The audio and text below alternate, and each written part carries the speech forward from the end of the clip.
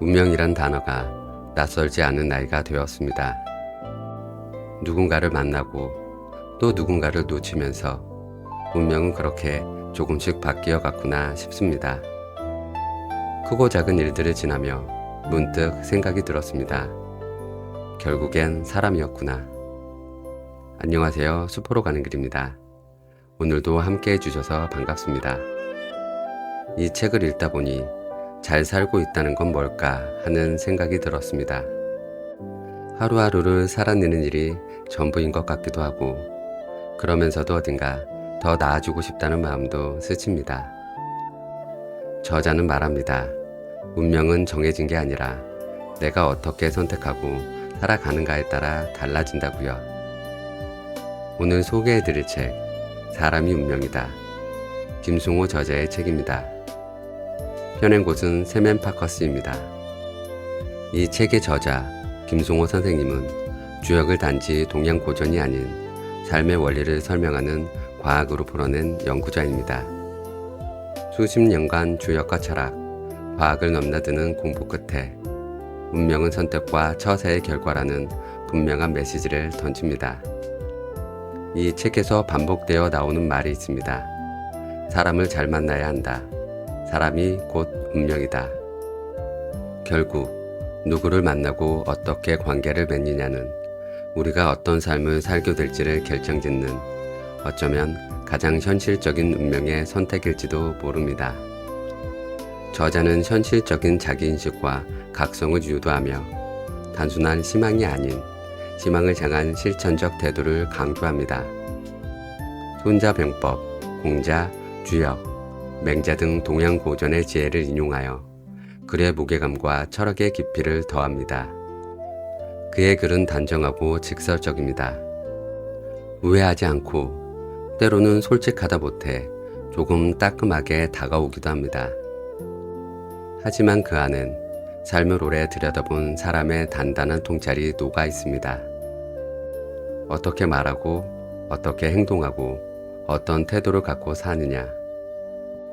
그 작은 선택들이 쌓여 우리의 삶을 그리고 운명을 바꿔간다고 말합니다. 김승호 작가가 들려주는 운명에 대한 이야기를 함께 들어가 보겠습니다.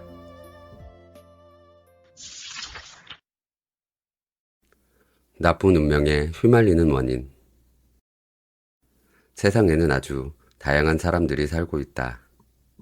그런데 어떤 사람들은 만족스러운 삶을 영위하고 어떤 사람들은 그렇지 못하다. 태어날 때부터 편안한 삶의 조건이 갖춰진 극소수의 사람들도 있긴 하다. 돈이 많고 권력이 대단한 집안에서 태어난 사람은 그리 어렵지 않게 인생을 풀어나간다.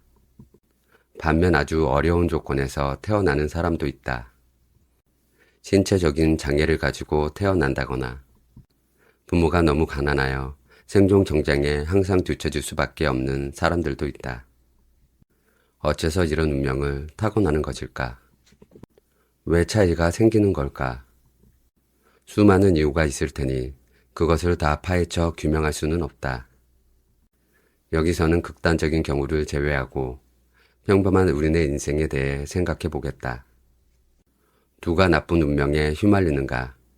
반면 누가 출세를 하는가? 출세라는 단어를 너무 거창하게 생각하지는 말자. 그저 별탈 없이 살아가고 남보다 조금이라도 만족할 수 있으면 그것이 바로 출세다. 출세의 개념은 주역에서 내수해라고 하는 바. 이는 험난함에서 벗어났다는 뜻이다. 우리의 인생은 일단 험난함에서 벗어나는 것이 목표다. 더 큰 행복은 그 뒤에나 이룰 수 있기 때문이다. 안정된 직업 혹은 직장을 구한 사람이 있다면 안정을 이룩했다는 것, 그 자체로 그는 이미 출세한 사람이다.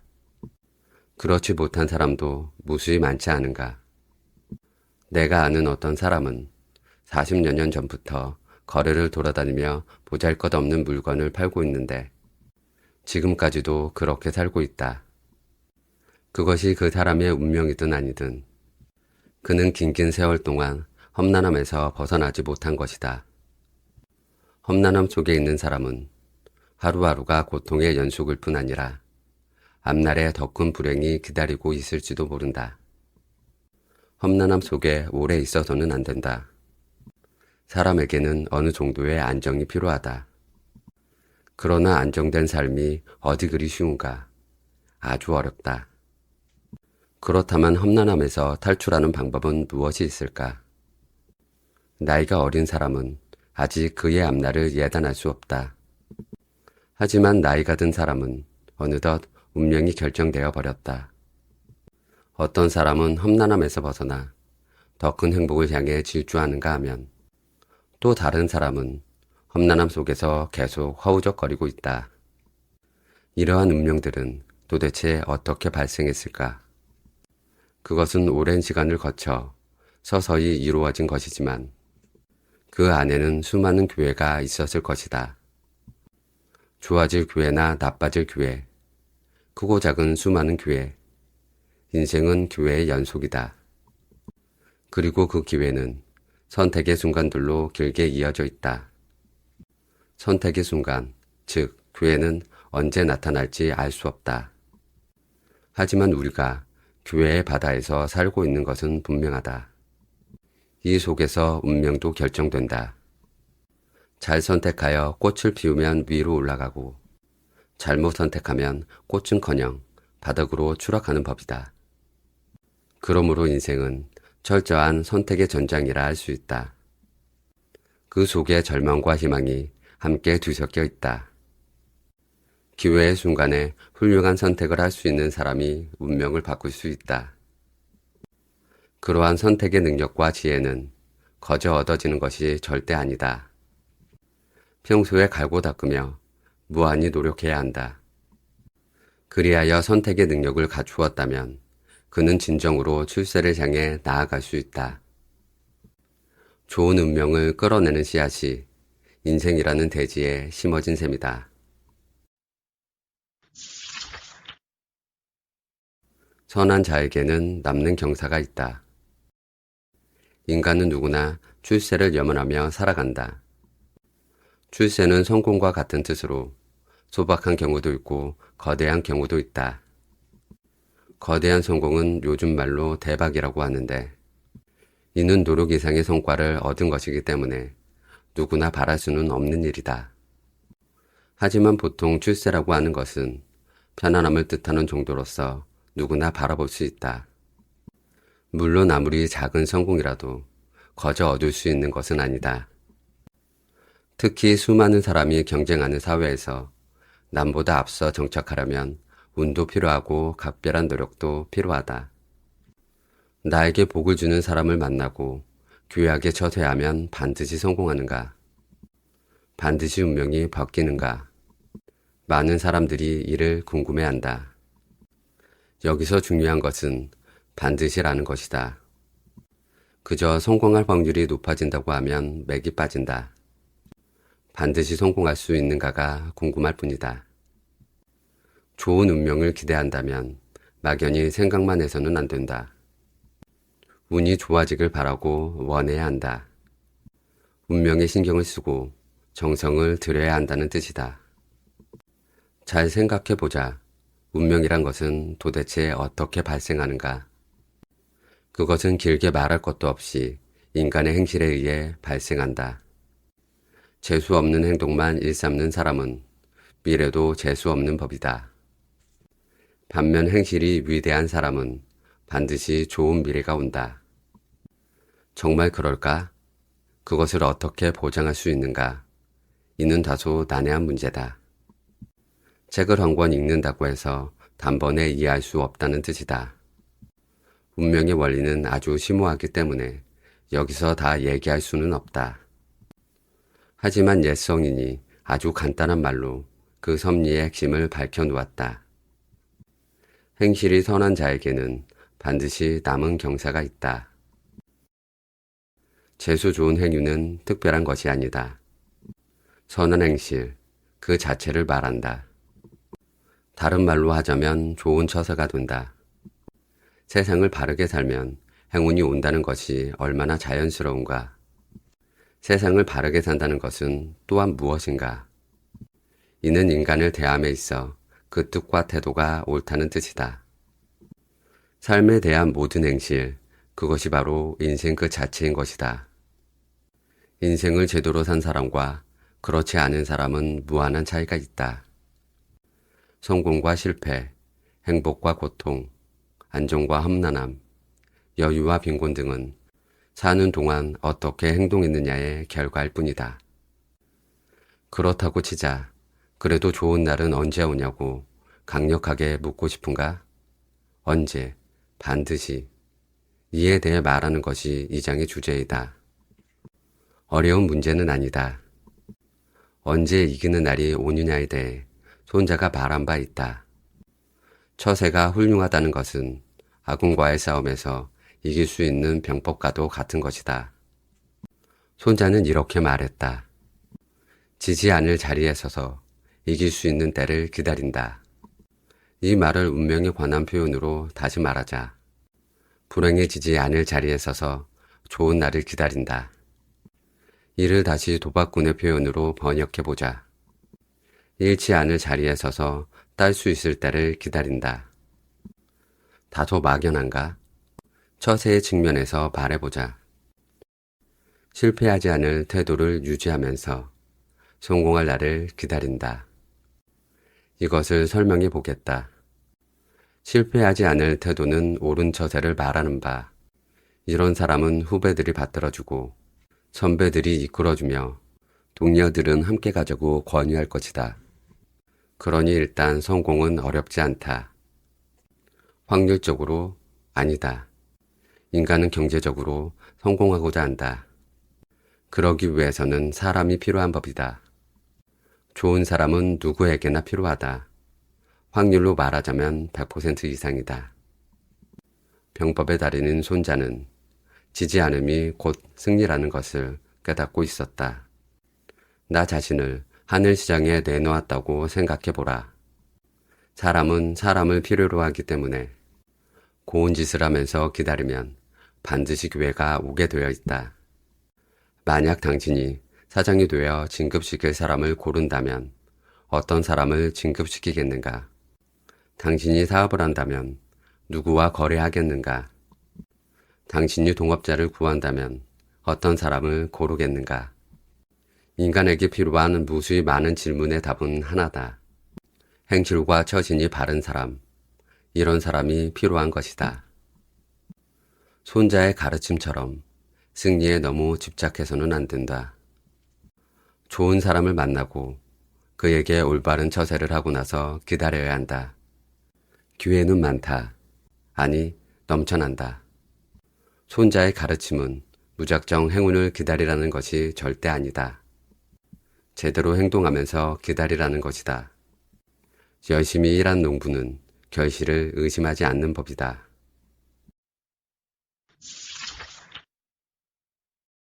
운명의 돌파구를 여는 원리. 막막한 현실에서 운명을 바꾸고 싶다면 어디서부터 돌파구를 찾아야 할까? 현대인들은 극소수를 제외하고는 사회생활의 유형이 비슷하다. 대학을 나와 직장에 다니고 수십 년간 그 생활이 지속될 뿐 별 뾰족한 방법이 없다. 미래가 빤히 보이지 않는가? 기껏해야 회사에서 진급하고 주어진 한계 내에서 번 돈을 쓰며 계속 나이가 먹어가는 것이다. 오늘날 거의 모든 사람이 이러한 인생 패턴을 벗어나지 못하고 있다. 그렇다면 운명의 돌파구라는 것은 어떻게 찾을 수 있는가? 이것에 대해 알아보자. 이 문제는 아주 중요하다.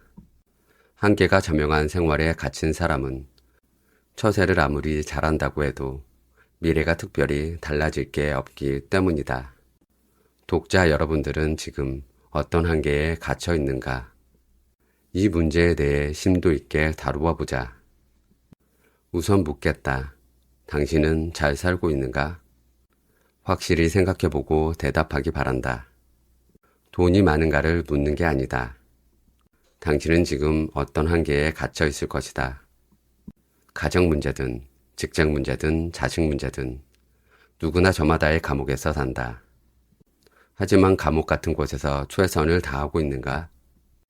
나는 지금 그것을 묻고 있는 것이다. 최선이라는 단어의 뜻을 먼저 생각해보자. 최선이란 원래 객관적으로 뛰어나다는 뜻인데 대개 사람들은 능력껏 할 수 있는 데까지 해보는 것으로 이해하고 있다. 사실 개인이 능력껏 하는 것으로는 최선이라고 할 수 없다. 그렇다면 질문을 바꿔보겠다. 당신은 현재 세상을 살아가는 데 있어 고칠 것이 더 없는가? 전혀 없다고? 그렇다면 당신은 아직 제대로 된 대답을 못하고 있다. 질문을 한 번 더 바꿔보자. 당신은 현재 주변 사람으로부터 존경을 받거나 곽강을 받고 있는가? 많은 사람들이 당신을 좋아하고 가까이 하고 싶어 하는가? 얼마나 그런가? 아마 당신은 다른 사람에게 그저 그런 보통의 사람으로 보이고 있을지도 모른다. 그래도 무시당하며 살지는 않는다고? 그것은 남에게 미움받고 있다는 뜻과 다르지 않다. 또한 남에게 위력을 행사하는 것 역시 존경받는 것과는 거리가 멀다. 군자는 위험이 있으되 사납지 않다고 말했다. 여기서 위험이란 최소한의 품위를 말하는 것이다. 이는 의무를 얘기한 것뿐이다. 그러나 우리는 여기서 한 발 더 나아가야 한다. 다시 묻겠다. 당신은 더 고칠 것이 없는가? 이 질문은 이렇게 바꾸어 말할 수 있다. 당신은 윗사람에게 사랑받고 아랫사람에게 존경받으며 벗들에게는 신임을 받는가? 아주 대단히 그런가를 묻는 것이다. 점수로 치면 100점에 가까운가? 평균을 넘는다고? 그 정도로는 부족하다. 현재 그렇다면 필경 먼 미래에도 지금과 비슷하거나 오히려 퇴보해 있을 것이다. 그러면 성공은 꿈도 꾸지 말아야 한다. 그렇다면 어떻게 해야 한단 말인가? 간곡히 답을 말하겠다. 인간관계는 거의 만점을 받아야 한다. 물은 99도에서는 끓지 않는다. 임계점에 도달해야만 돌파구가 열린다. 좋다. 제한된 곳에서너마 최선, 즉 거의 만점에 가까운 인간관계를 한다고 하자. 그것이 어쨌단 말인가? 그것으로 인생 역전을 이룰 수 있다는 말인가? 그렇다. 여기서 대자연의 이치를 살펴보자. 운명의 원리라고 해도 좋다. 흐르는 물을 보자. 흐르고 또 흐른다. 웅덩이를 만나면 잠시 멈추어 그 웅덩이를 채우기 시작한다. 그리고 마침내 다 채우면 넘치고 또 다시 흐르는 것이다. 운명도 이와 같다. 현재에 더할 것이 없을 정도로 최선을 다하면 웅덩이가 가득 차 넘치는 것과 같이 신기하게도 새로운 돌파구가 열리는 법이다. 주역에 이런 말이 있다. 사물의 이치는 공한즉 변하고 변한즉 통한다. 사물은 임계치에 도달하면 먼 곳으로부터 뚫리게 되어 있다. 현재 상황에서 다할 나위 없이 최선을 다하면 갑자기 예상치 못한 상을 받든 진급을 하든 로또가 당첨되든 반드시 무엇인가 새로운 것이 도래한다는 것이다. 예를 들어 장사를 한다고 치자. 손님이 드물다고 해서 가끔 오는 손님에게 아무렇게나 해도 되는가? 아무리 손님이 드물어도 가게에 손님이 오면 최선을 다해 친절하게 맞이해야 한다. 손님이 없어도 가게를 청결하게 유지하고 항상 베푸는 마음을 가지고 가게 바깥에서도 곱게 살면 결국에는 장사도 잘 된다. 현재 자신이 있는 곳에서 잘하면 멀리 있는 좋은 운명이 반드시 찾아오게 되어 있다. 직장에서 동료들과 심서 어울렸는가? 주위 사람들에게 늘 명랑한 모습을 보였는가? 사소한 서비스라도 진심으로 베푼 적이 있는가? 어려움에 처한 누군가를 편들어 준 적이 있는가? 계산 없이 작은 선물을 나누어 준 적이 있는가?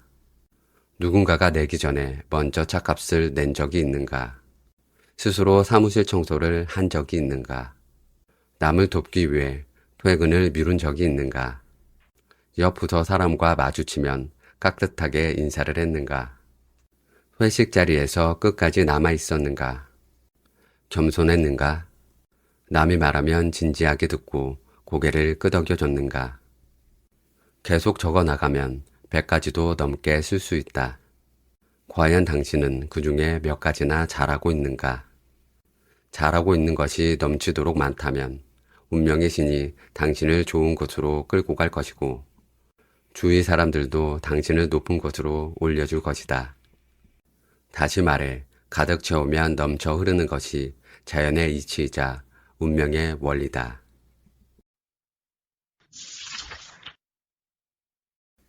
사람을 만나지 않는 사람은 쓸모가 없다. 인간의 가치는 무한하다. 하지만 현대 자본주의 사회에서 보는 인간의 가치는 활용 가능한 노동력일 뿐이다. 다소 잔인하게 느껴질 수도 있겠지만 현실이 그렇다. 현대 사회는 인간의 노동력으로 유지되기 때문에 사람이 일을 못하거나 하지 않는다면 그는 이미 사회에서 소외되어 있다고 봐야 할 것이다.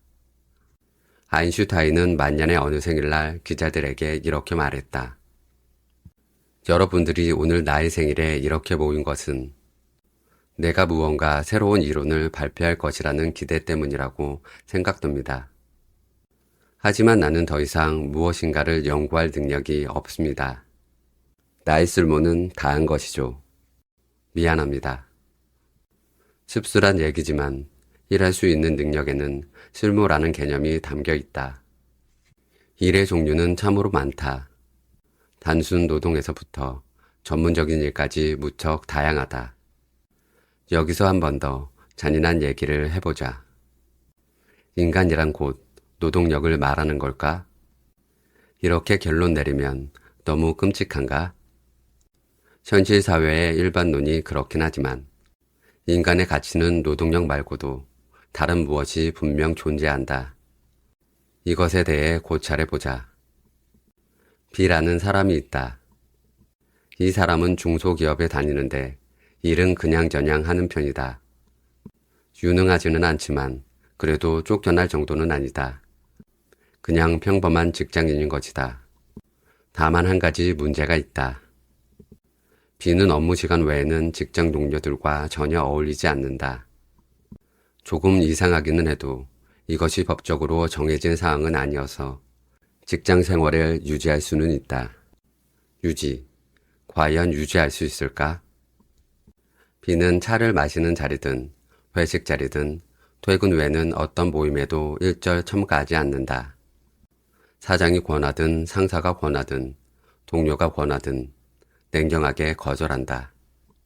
어쩌다 한두 번이 아니라 1년 내내 그렇게 한다. 그래서 B는 거절의 달인으로 유명하다. 바쁜 일이 있어서, 몸이 좀 불편해서, 오늘은 사정이 있어서 등등. 이 사람은 어떤 존재일까? 남과의 교류가 0점인 존재다. 한마디로 아주 재수없고 나쁜 사람이다. B는 세상의 뜻을 모른다. 인간 사회는 반드시 남과 교류하고 교감하며 살아야 하는 법이다. 개인이나 단체, 국가도 마찬가지다. 인간의 쓸모는 원래 노동력에 국한되어 있는 것이 아니었다. 일이란 생계 유지를 위한 최소한의 활동일 뿐이다. 인간에게 있어서 더 중요한 것은 교감이다. 만물은 교감하며 존재한다.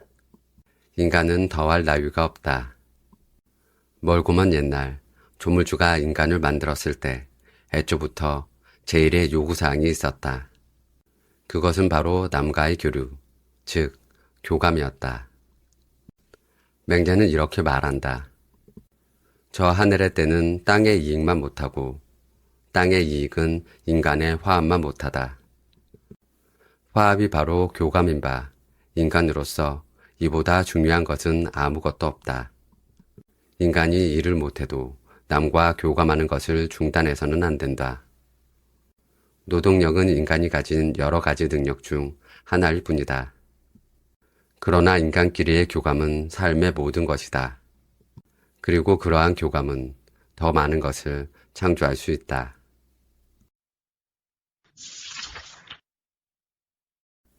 귀인을 발견하고 만나고 사귀는 법. 사람을 잘 사귀어두면 분명 인생에 도움이 된다. 그런데 아무나 만나서는 안 되고 쓸만한 사람을 만나고 사귀어야 한다. 문제는 쓸만한 사람이 어떤 사람인지를 판단하는 것이 쉽지 않다는 것이다. 돈과 권력이 있는 사람에게 접근해야 할 것인가? 아니면 인격자를 가까이 해야 할 것인가? 예로부터 사람을 가려서 사귀어야 한다는 말이 있었지만 뚜렷하게 어떤 사람을 사귀라는 것인지는 지칭하지 않았다. 공자는 이렇게 말했다. 말할 사람과 말을 하지 않는 것은 사람을 잃어버리는 것이요. 말하지 않을 사람과 말을 하는 것은 말을 잃어버리는 것이다. 군자는 사람도 말도 잃지 않는다. 공자님 말씀에서 알 수 있는 것은 필요 없는 사람과 긴 말하지 말라인데 필요 없는 사람이란 돈 없는 사람을 일컫는 것은 분명 아닐 것이다.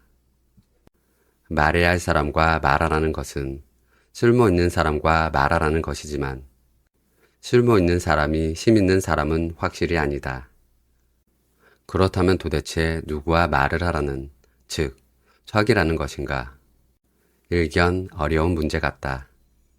하지만 잠깐 생각해보면 이러한 지침 속에 속뜻을 알 수 있다. 우선 말을 하지 않아야 할 사람은 누굴까?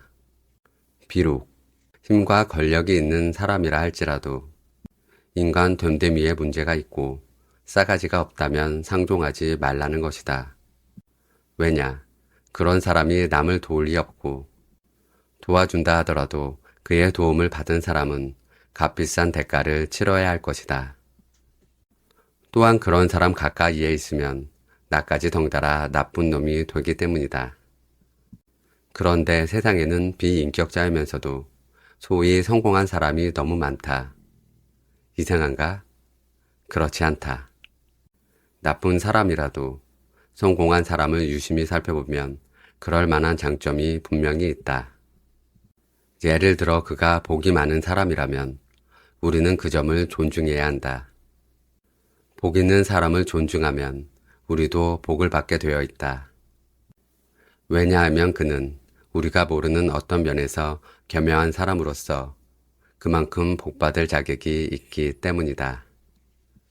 삼국지에 이런 말이 있다. 용감한 장수는 지혜로운 장수만 못하고 지혜로운 장수는 인격 있는 장수만 못하며 인격 있는 장수는 복 있는 장수만 못하다. 여기서 결론은 복 있는 사람이다. 복 있는 사람은 귀한 사람이라고 해석해도 된다.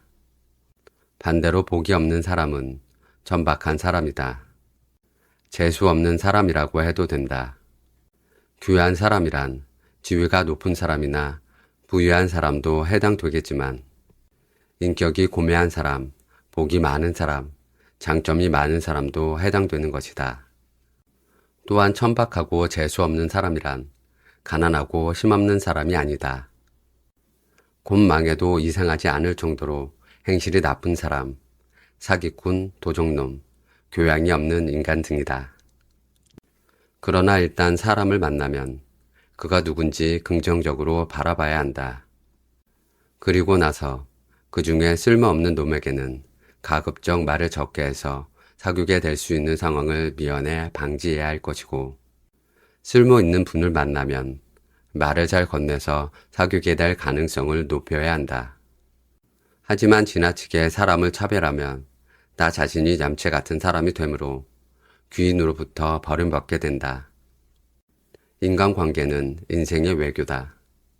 그러니 시간과 에너지를 많이 투자해야 한다. 비록 엄마나 아내가 일찍 들어오라고 잔소리를 해도 귀인을 만날 기회가 생기면 그것을 놓쳐서는 안 된다. 말해야 할 사람과 말할 수 있는 소중한 기회를 버리는 것이 된다. 누구를 사귈 것인가는 대충 밝혀졌다. 사람은 당연히 현실에 충실해야 하지만 그에 못지않게 중요한 것은 끊임없이 귀한 사람을 찾아 나서는 것이다. 물론 그 전에 이미 알고 있는 사람에게도 내 모습을 귀하게 보여주어야 한다. 즉, 가는 곳마다 귀인을 만나고 나 자신도 항상 귀하게 보이도록 노력해야 한다는 것이다. 그러기 위해서는 실제로 나 자신이 귀한 사람이 되어야 한다. 인간관계란 멀리 보고 건건한 마음으로 최선을 다해야 한다. 혼자 있을 때는 반성하고 나 자신의 인격을 높이기 위해 부단히 노력해야 한다. 사람을 잘 사귀는 것은 그 사람으로부터 당장 이득을 보기 위함이 아니다. 오히려 누굴 만나든 그를 존경하고 받들고 베풀어야 한다. 물론 그 전에 그럴 만한 사람을 발견하는 능력을 먼저 갖추어야 할 것이다. 이른바 사람 보는 눈이다. 그리고 귀한 사람을 봤다면 반드시 그에 걸맞은 외교력을 발휘해야 한다. 우울하고 시큰둥한 사람이 최악. 꿔다 놓은 보릿자루라는 말이 있다. 이는 몹시 풀이 죽어 있는 모습을 표현한 것이다. 쉬운 말로 우울증인데 이것이 심하면 정신과 병원에 가서 치료를 받아야 한다. 특히 요즘은 우리나라도 우울감을 이유로 병원을 찾는 사람들의 수가 급증하고 있다. 하지만 같은 우울증이라도 어디까지가 질병이고 어디까지가 성격인지는 전문가가 아니면 구분하기가 어렵다. 어쨌거나 우울증은 운명에 나쁜 영향을 주는 것임에 틀림없다. 매사에 재미없는 사람은 남까지 재미없게 만들기 때문에 사회를 해롭게 만드는 자라고 볼 수 있다. 우울은 자유라고? 과연 그럴까? 예를 들어보자. 나는 얼마 전 고급 음식점에 간 적이 있었다.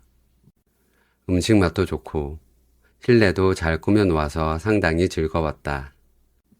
하지만 한 가지 문제가 있었다. 음식을 나르는 웨이터가 안색이 좀 어두워 보인 것이다. 그런데 시간이 갈수록 점점 더 어두워지고 있었다. 급기야 음식을 거칠게 내려놓고 나중에는 눈물까지 흘리는 것이 아닌가. 이미 오래 참고 있었는데 나는 그를 불렀다. 자네 왜 그렇게 얼굴이 어두운가?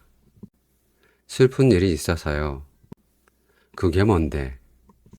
나는 애써 참으며 대화를 유지했지만 웨이터는 급기야 눈물까지 글썽이며 다소 거칠게 말을 내뱉었다.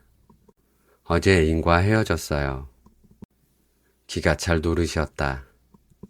애인과 헤어졌다고 울다니. 더구나 이곳은 직장이 아닌가. 나는 완전히 말을 잃었다. 그러자 일행 중 한 명이 탁자를 치며 일어났다. 야, 너 말이야. 그런 일이 있으면 일을 쉬든지 해야지. 손님 앞에서 울고 있으면 어떡해? 그 말에 웨이터는 즉시 반발했다. 직장을 쉴 수는 없잖아요. 먹고 사는 일인데. 뭐라고? 그럼 우리는 어떻게 하고? 손님이 이해를 해야죠. 애인과 헤어졌는데 기분이 좋겠어요? 나는 일어나서 조용히 말했다. 나가자, 나가. 일행은 화가 나서 그릇이라도 집어던질 기세였지만 나는 그들을 말리고 억지로 끌고 나왔다. 물론 먹지 않은 음식값은 고스란히 치르고. 이 이야기는 조금 극단적인 면이 없지 않지만 실제로 내가 경험한 일이다. 인간은 자신이 괴롭다고 남 앞에서까지 우울함을 보여서는 안 되는 법이다. 나는 이 사실을 6세부터 깨닫고 있었다. 세상은 왜 이리 우울한가? 다른 예를 살펴보자. A와 바닷가에 간 적이 있었는데 저 멀리 좋은 경치가 보여 나는 그곳으로 가자고 했다. 이때 A가 말렸다. 가면 뭐해? 거기도 그냥 바다지. 뭐 그냥 밥이나 먹으러 가자고. 또한 친구 B도 있었는데 그는 처음부터 우울해하면서 대화에 끼어들지도 않았다. 결국 우리는 식당에 갔는데 그곳에서도 A는 김새는 소리를 하고 있었다. 음식이라고 뭐 별것도 없네. 그냥 아무거나 먹자고. B는 아예 고개를 숙이고 있었다. 될 대로 되라는 식으로. 이때부터 나는 그 여행에 흥이 나지 않았다. 세상을 일부러 재미없게 보려는 자와 공연히 우울한 자리라니. A와 B는 항상 그랬다. 나는 그날 이후로 그들을 만나지 않았다. 그런 시큰둥한 자세로 살아간다면 아마도 그들은 점점 더 외로워질 것이다. 그런 사람들 옆에는 나만할 친구가 없기 때문이다. 사람은 열정을 가지고 살아야 한다. 세상이 재미있어야 한다. 세상이 재미없는 사람에게 재미있어야 한다고 말하는 게 이상할 수도 있다. 하지만 재미가 없다면 남들 앞에서라도 세상을 재미있게 보는 듯한 태도를 유지해야 한다. 그런 사람을 만나면 사람은 왠지 기분이 좋아진다. 그리고 그 사람이 좋아진다. 좋은 기분을 유지하고 남에게까지 그것을 전파할 수 있다면 그는 한 송이 아름다운 꽃과 같다. 조금 전에 나는 6세부터 세상이 왜 이렇게 우울한가에 대해 고민했다고 말했는데, 그래서 사람이 모이면 그들을 편안하게 해주려고 일부러 매사에 흥미를 불러일으켰다. 내 자랑을 하려고 이 말을 하는 것은 아니다. 옛 성인이 말했다. 세상에 재미없는 것만 재미로 삼으면 나중엔 세상이 다 재미없어진다. 재미없는 것도 재미있게 바라봐야 한다. 세상은 재미있게 바라봐야 재미있는 법이다. 그게 뭐야? 별거 아니잖아. 하면 뭐해? 그게 그거야. 귀찮아. 집에 가서 잠이나 자자. 아, 나 오늘 피곤해. 음식 맛이 왜 이러지? 쟤는 뭐야? 짜증나. 그냥 가자. 거긴 뭐하러 가? 등등. 멋진 장면을 보고 박수도 안 치고 남들이 말할 때 딴 데 쳐다보고, 이런 사람들은 자기는 물론 남까지 재미없게 만든다. 사회를 해롭게 만드는 자들인 것이다. 때문에 세상은 그를 더욱 재미없게 만들 것이다. 두고 보라. 세상을 밝게 만드는 사람에게 좋은 운명의 기회가 열린다. 고개를 들고 열정을 일으켜라. 파이팅을 외치자. 내가 지금은 비록 괴로워도 남에게는 밝은 모습을 보이자. 불빛이 되어 남의 앞길을 비추어주고 그가 더 잘 갈 수 있게 거두어줘라. 박수를 치고 희망찬 모습을 보이면 진정한 희망이 생기는 법이다. 계획 없는 곳에서 의외의 발전이 있다. 예로부터 사람을 가려 사귀라는 말이 있다. 이는 못된 사람과 사귀지 말라는 뜻이다. 앞에서 말했듯이 공자도 말 안 할 사람과는 말하지 말라고 하며 좋지 못한 사람과 사귀면 안 된다고 가르쳤다. 또 다른 옛말도 있다. 그 사람의 됨됨이는 그가 사귀는 사람을 보면 안다고. 덜 된 사람은 그런 사람들끼리 어울리는 것이니 그 무리를 보면 단번에 모두 알 수 있다는 뜻이다. 유유상종이라는 말이다. 정말 그런가? 방금 내가 한 말은 얼핏 보면 당연해 보인다. 요즘 말로 영양가가 있는 사람만 만나라는 것인데 과연 그것이 옳을까? 성인도 그렇게 말했고 옛말이 그렇게 가르치고 있으니 당연한 것 같다. 하지만 위에서 나온 말들은 영양가가 있는 사람만 골라서 만나라는 뜻이 아니다. 덜된 놈과 사귀지 말라는 뜻인데 이것은 그런 사람을 아예 만나지 말라는 말과는 다르다. 대부분의 사람들은 상대방을 만나기 전에 그 사람을 가늠해 본다. 내가 왜 이 사람을 만나지? 그 시간을 들여서 내가 얻는 게 뭐지? 별 볼 일 없는 사람인데 내가 왜 만나지? 만날 만한 사람이기는 하지만 좀 귀찮은데? 그럼 다음에 만나도 되겠지. 그 사람 만나봐야 뻔하잖아. 이런 식이다. 이와 같은 생각은 대체로 계산이 빠르고 손해보기를 싫어하는 사람들이 가지고 있는 것 같다. 며칠 전에 나는 L로부터 질문을 받았다. 아니, 질문이라기보다 L의 주장을 들은 것 같다. L은 나와 오래 알고 지낸 사람이다. 선생님 누가 만나자고 할 때 그 사람을 만나지 않고 그 시간을 아껴 좀 더 나은 사람을 만나는 것이 좋지 않을까요? 엘은 실제로 이런 생각을 가지고 사람마다 만나는 시간을 정하는 것 같았다. 즉, 시간 낭비를 없애려고 굉장히 애쓰는 사람인 것이다. 다시 말해, 완전히 효율적인 삶, 1초도 낭비하지 않는 삶을 살겠다는 뜻이다. 이 사람은 자신이 앞으로 써야 할지도 모르는 시간에 대해서까지 치밀하게 계산하고 있었다. 때로는 이미 약속한 것도 효과가 분명치 않다 싶으면 그것을 지키지 않았다. 엘은 인생이 짧다는 것을 알아서인지 효율을 많이 따지는 것 같았다. 이것은 과연 옳은 태도일까? 결론부터 말하자면 엘은 언젠가 벼락 맞을 가능성이 아주 크다. 이에 대해 포괄적으로 고찰해보자. 인생이 언제, 어떤 식으로 성공할 것인지가 미리 정해져 있을까? 또한 미래의 성공을 전제 알 수 있을까? 자연계를 예로 들어 설명해 보겠다. 진화는 예정되어 있었을까? 이 문제는 생물학에서 오래전부터 연구해 왔다. 미래는 불확실하다는 것. 진화는 돌연변이에 의해 이루어졌다는 것이다. 우리의 미래도 마찬가지다. 예기치 않았던 곳에서 엉뚱한 발전이 불쑥 나타난다. 돌연변이라는 뜻이다. 이 말은 사람은 반드시 모든 방향으로 길을 열어두어야 한다는 속뜻을 품고 있다. 미래를 지나치게 재고 따져서 걸어가는 것은 효율을 높일 수는 있겠지만 자기 자신을 벗어나기는 힘들다. 즉, 현재 상태를 벗어나 생각지도 못했던 큰 행운을 꿈꿀 수는 없다는 뜻이다. 사람은 시행착오라는 것을 해봐야 한다. 계획과 절약은 좋다. 하지만 오로지 그런 식으로 계산하며 산다는 것은 폐쇄적인 인생이다. 돌연변이가 없는 인생, 판에 박힌 인생, 자기 한계를 뛰어넘지 못하는 인생이 될 수밖에 없다. 세상은 기찻길 위를 걸어가듯이 살아가서는 안 된다. 언제 어디서든 예외가 있어야 하고 새로운 가능성을 열어두어야 한다. 나는 전작 돈보다 운을 벌어라 해서 독자 여러분에게 복권을 사라고 권했다. 사행심을 조장하려는 게 아니라 크든 작든 행운이 들어올 통로를 열어두라는 의미였다.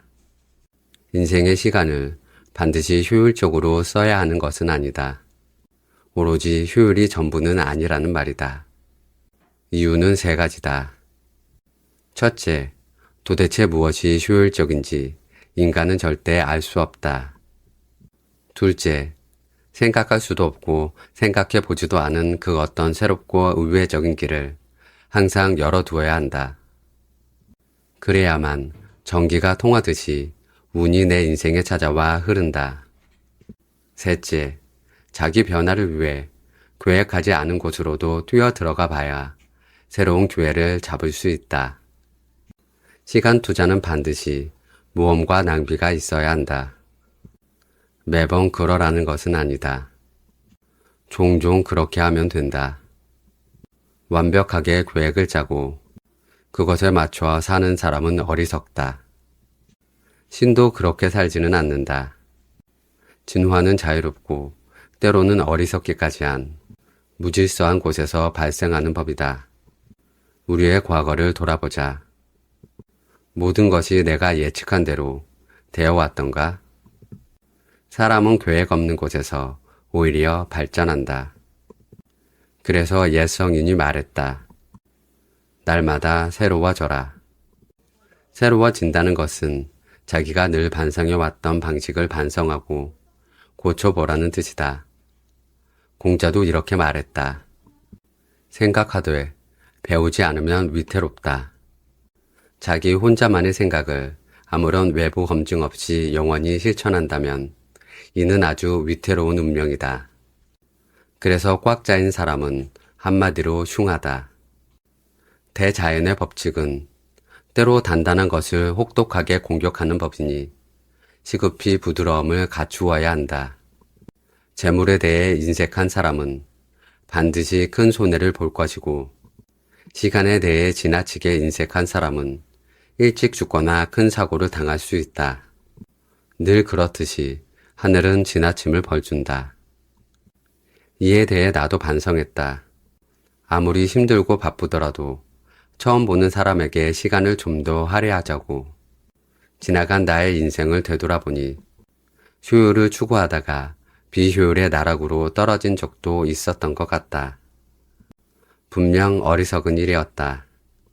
싫은 곳에도 좀 더 가보고, 영양가 없는 사람도 좀 더 만나고, 어리석어 보이는 사람의 의견도 좀 더 들어보고, 남이 원하는 대로 시간을 좀 더 써보고, 그렇게 살기로 반성하고 또 반성했다. 그리하여 날마다 새로워지기를. 오늘의 이야기는 여기서 덮겠습니다. 삶의 방향은 어쩌면 만남과 선택, 그리고 사람으로 그려지는지도 모르겠습니다. 오늘도 당신의 삶에 좋은 사람과 따뜻한 운명이 함께하길 바라며 숲으로 가는 길이었습니다. 좋아요와 구독은 조용히 건네는 응원의 손길처럼 저에게 큰 힘이 됩니다. 고맙습니다.